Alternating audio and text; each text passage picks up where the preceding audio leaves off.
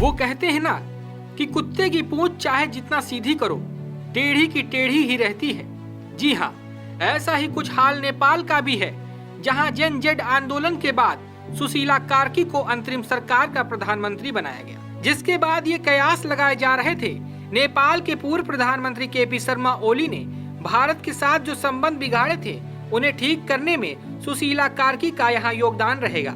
लेकिन एक बार फिर नेपाल ने एक ऐसा कदम उठाया है जिससे नेपाल और भारत के संबंधों में फिर से दरार आ सकती है। आइए आपको बताते हैं कि पूरा मामला आखिर है क्या। दरअसल नेपाल की केंद्रीय बैंक ने गुरुवार को संशोधित राष्ट्रीय मानचित्र वाले 100 रुपए के नए नोट जारी कर दिए हैं, लेकिन जैसे ही नोट भारत तक पहुंचे तो लोग आग बबूला हो गए। दरअसल इन नोटों में भारत के क्षेत्र को नेपाल ने फिर अपना बताने की हिमाकत की है और उत्तराखंड के काला पानी, लिपुलेख और लिपियाधुरा क्षेत्र को अपने नए नोट में दिखाया है। इस कदम से वर्षों पुराना सीमा विवाद एक बार फिर से शुरू हो गया है, क्योंकि नए नोट पर नेपाल का संशोधित राजनीतिक नक्शा छापा गया है, जो मई 2020 में केपी शर्मा ओली सरकार ने संसद से पास करवाया था।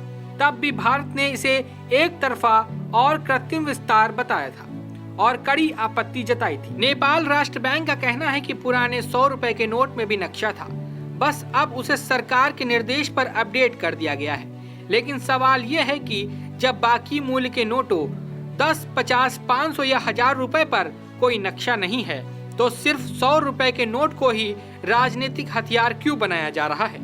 नेपाल राष्ट्र बैंक के प्रवक्ता ने कहा है कि यह कदम सरकार के निर्देश के अनुरूप है और उनका तर्क है कि पुराने 100 रुपए के नोट पर भी नक्शा था, जिसे अब केवल अपडेट किया गया है।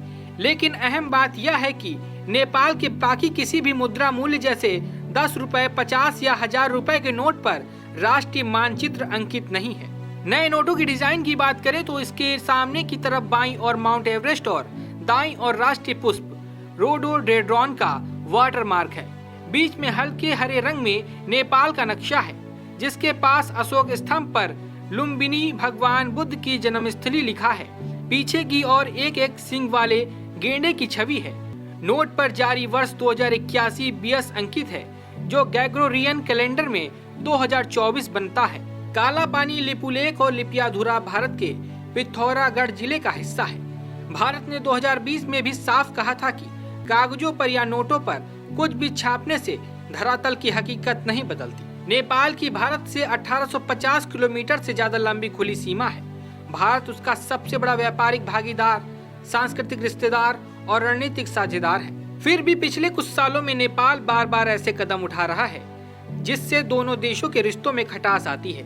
सवाल ये है, क्या मुद्रा के नोटों को राजनीतिक एजेंडा चलाने का माध्यम बनाना उचित है? क्या नोट छापने से जमीन का मालिक बदल जाता है? और सबसे बड़ा सवाल, क्या नेपाल को इन बचकाने कदमों की भारी कीमत नहीं चुकानी पड़ेगी? अपनी राय हमें कमेंट बॉक्स में जरूर बताइए। ब्यूरो रिपोर्ट, सरकारी मंथन।